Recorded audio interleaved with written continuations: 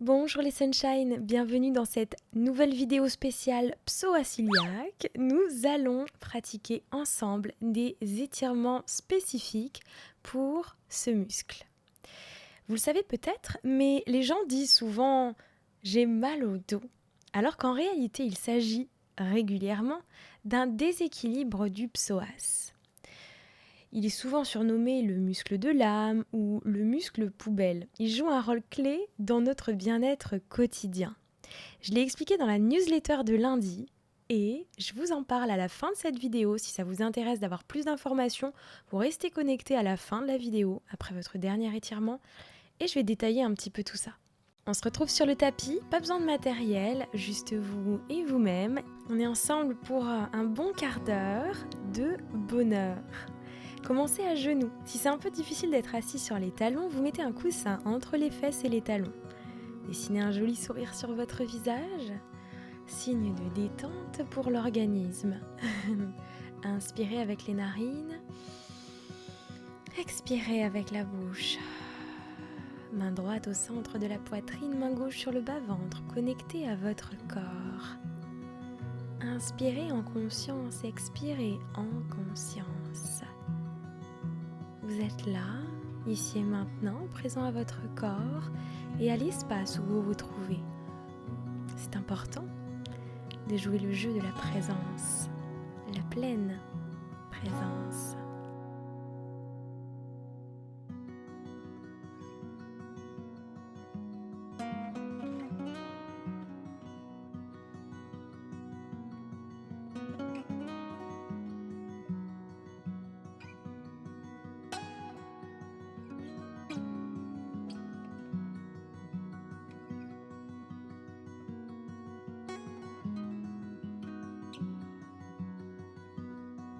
Bien, on va commencer avec une posture de l'enfant jambes écartées, c'est-à-dire que vous avez les genoux qui s'espacent de la largeur du tapis, si c'est un tapis taille normale, et vous tendez les bras devant, posez le front sur le sol et détendez-vous. Détendez la zone du bas du dos qui est justement directement reliée à votre psoas.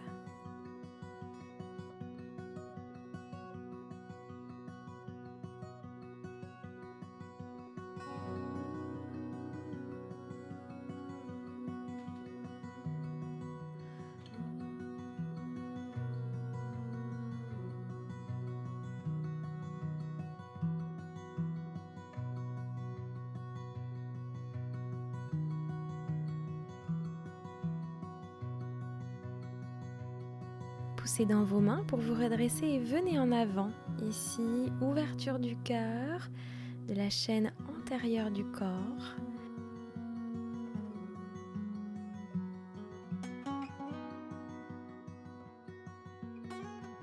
Éloignez bien les épaules des oreilles.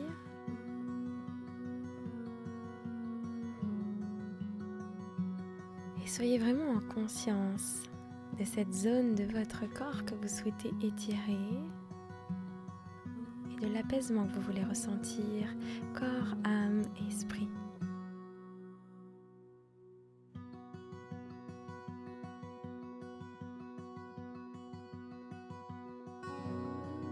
Bien, ainsi reculez vos fesses, montez sur vos genoux, mettez les mains au niveau justement du bas du dos et poussez le bassin en avant. Si vous avez mal au cervical, ne mettez pas trop la tête en arrière. En tout cas, avec vos mains, vous effectuez une poussée pour que le bassin se pousse en avant et qu'on redonne de la longueur à ce muscle psoas qui est souvent raccourci et raidi.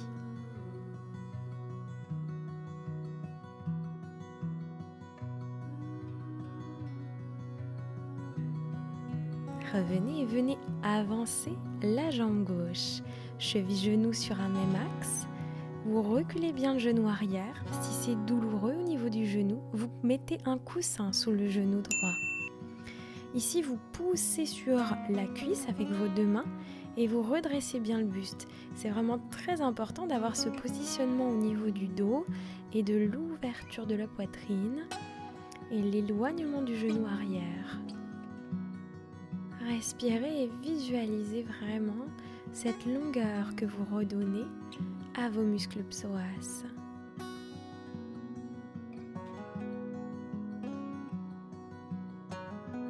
Venez ensuite poser les deux mains sur le sol.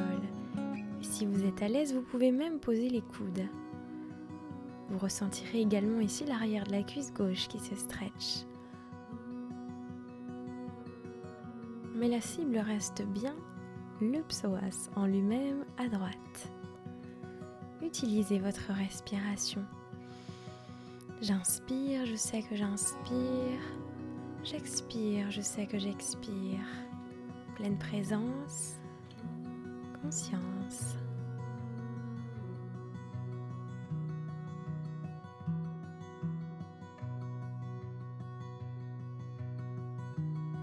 Poussez dans vos mains et venez ici twister le buste. Avec la main gauche, vous attrapez le pied droit. Vous créez une ouverture aussi au niveau de la cage thoracique et vous sentez les muscles de la cuisse ici qui s'étirent.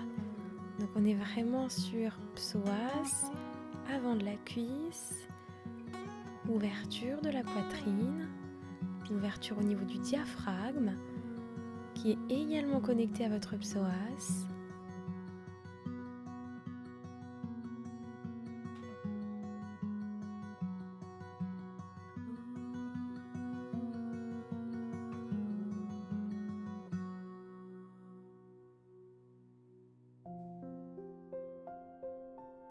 Relâchez ici et montez, c'est-à-dire que vous décollez le genou droit du sol et vous allez tendre la jambe avant et la jambe arrière et inspirez, flexion, psoas stretch, expirez, venez tendre les deux jambes en triangle, inspirez, flexion, un peu de mobilité ici, expirez, tendez bien les deux jambes, soufflez dos rond, bien. Encore, inspirez en bas, rapprochez le bassin du sol. Expirez, remontez, embrassez le genou. Super. Et encore, inspirez en bas. Expirez en haut.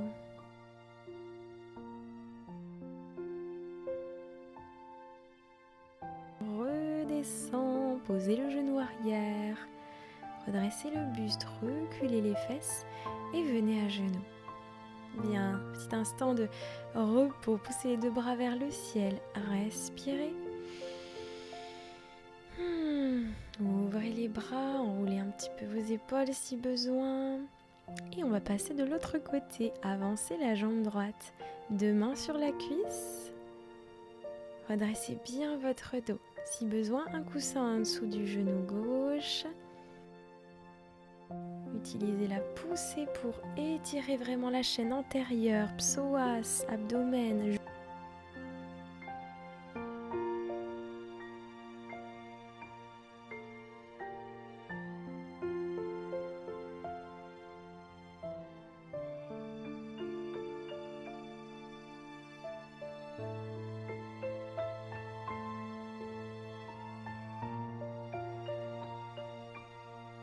Posez les deux mains à l'intérieur et si vous êtes à l'aise, venez même poser les coudes.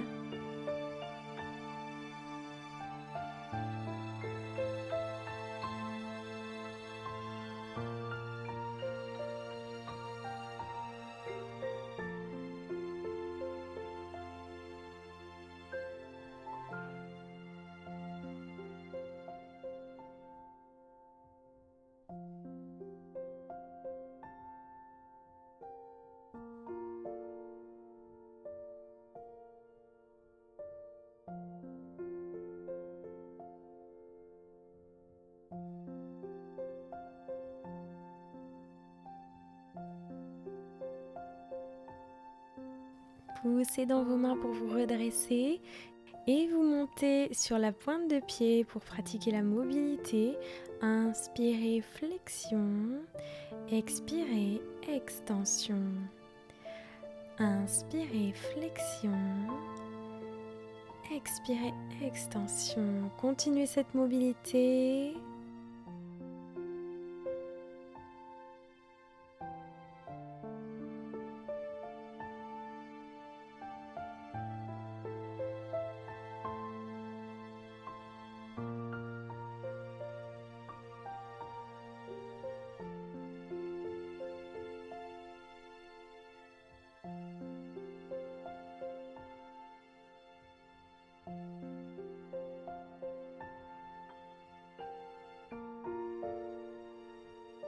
Et en bas, posez le genou arrière et maintenant attrapez avec votre main droite le pied gauche.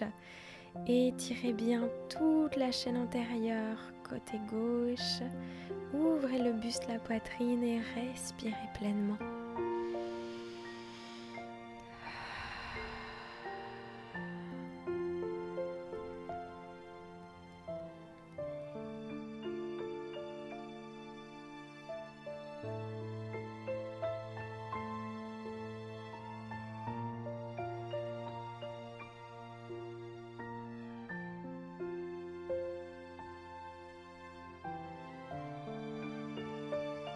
Vous pouvez maintenant relâcher la posture, revenir au centre pour vous redresser, bien vous placer et revenir à genoux. Grande inspiration, bras vers le ciel. Cette vidéo est en train de vous faire du bien. N'oubliez pas de liker, vous abonner, partager. Le bonheur, les bonnes choses sont faites pour être partagées. Venez vous allonger pour la suite de cette belle séance. Venez presser le genou droit vers la poitrine, étendez la jambe gauche au sol.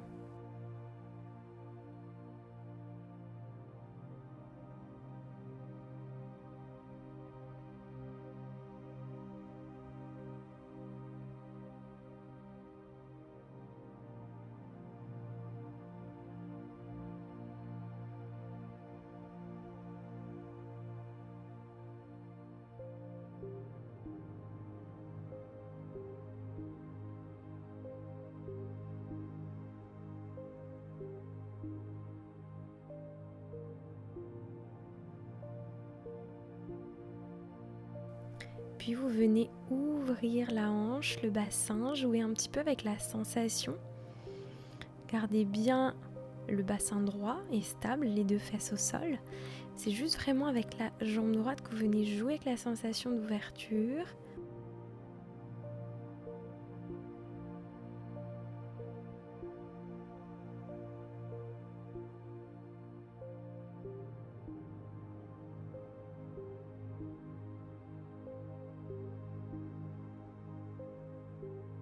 Et vous emmenez maintenant le genou droit à gauche. Vous pouvez appuyer avec la main gauche sur la cuisse.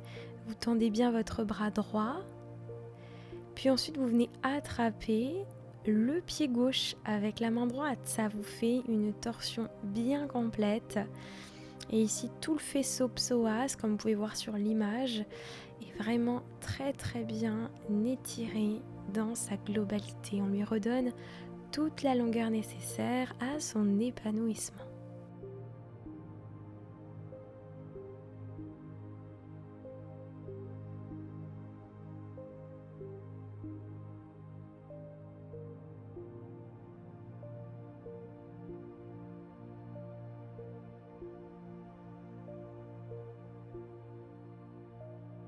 Doucement, lâchez la posture, revenez au centre, pressez les deux genoux vers la poitrine en ouverture, c'est-à-dire vous écartez les genoux en direction de vos aisselles et vous faites des petites flex-pointes, rotation de vos chevilles. Puis vous venez changer de côté, pressez le genou gauche vers la poitrine, tendez la jambe droite, détente du psoas à droite. Petite bascule avec la jambe gauche pour créer de l'ouverture.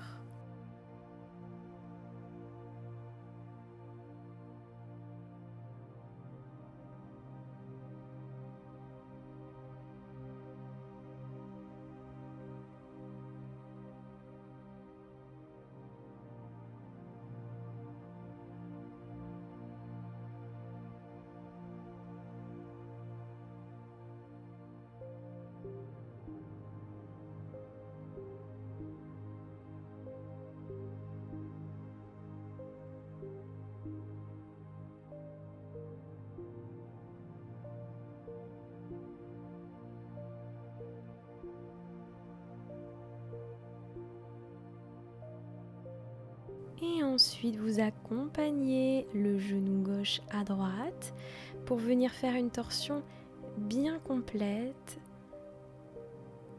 Pliez la jambe droite et attrapez avec la main gauche votre pied. Respirez, rapprochez les épaules les deux en contact avec le sol.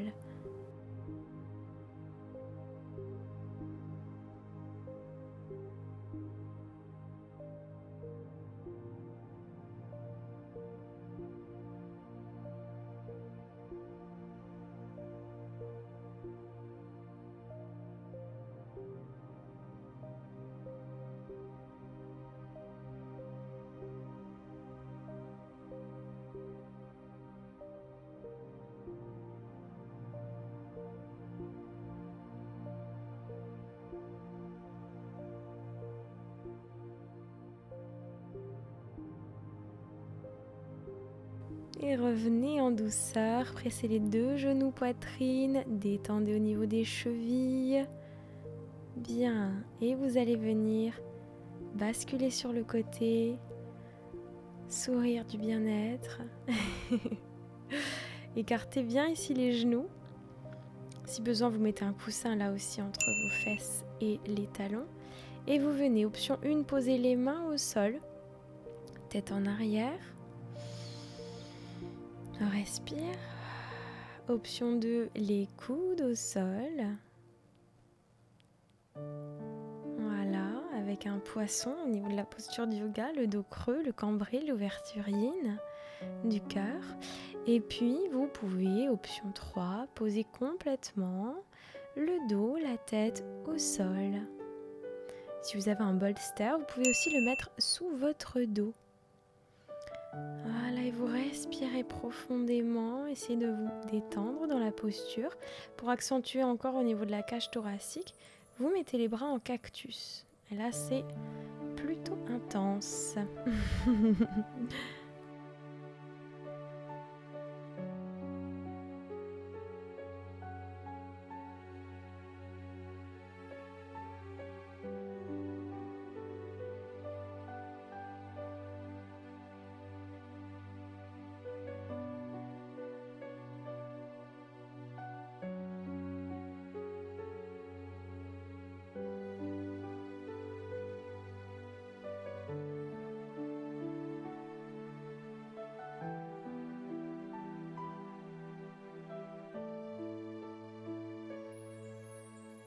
Vous revenez délicatement de la posture.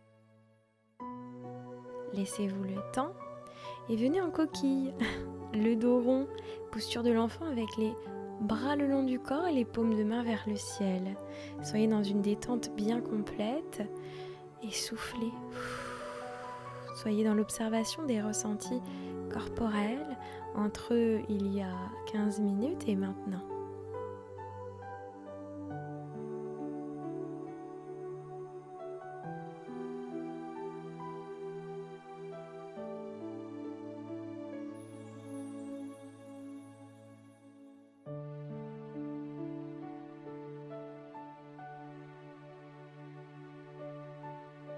Et vous pouvez vous redresser en douceur, venir en posture assise, puis dessiner des arcs de cercle autour de vous, vous mettre dans une bulle. Ouvrez les bras à l'extérieur, inspirez. Puis expirez, ramenez les bras juste devant votre poitrine. Inspirez, bras vers le ciel. Expirez, ramenez à la poitrine. En présence.